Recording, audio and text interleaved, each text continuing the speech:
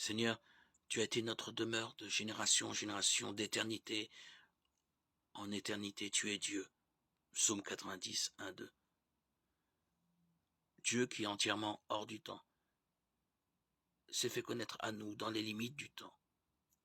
En Ésaïe 57, 15, il est dit qu'il habite l'éternité, expression remarquable, et qu'il habite aussi avec les humbles, avec celui qui est abattu.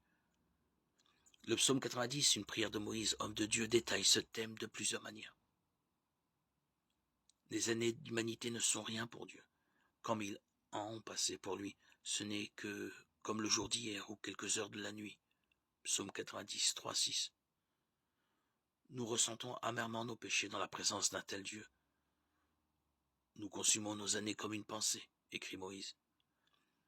Et même si nous vivons pendant 70 ou 80 ans, travaillant péniblement, notre vie s'en va bientôt et nous nous envolons. Où était Moïse à l'âge de 80 ans? Il faisait paître les brebis derrière le désert. À l'âge de 40 ans, alors qu'il est un homme puissant à la cour d'Égypte, il décide de délivrer le peuple de Dieu. Acte 7, 25.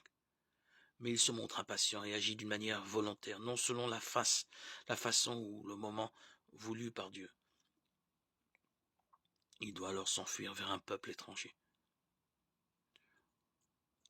En écrivant ce psaume, Moïse avait peut-être à l'esprit cette période de sa vie où il avait probablement pensé qu'il n'aurait plus l'occasion de servir l'Éternel de la manière élevée qu'il avait envisagée.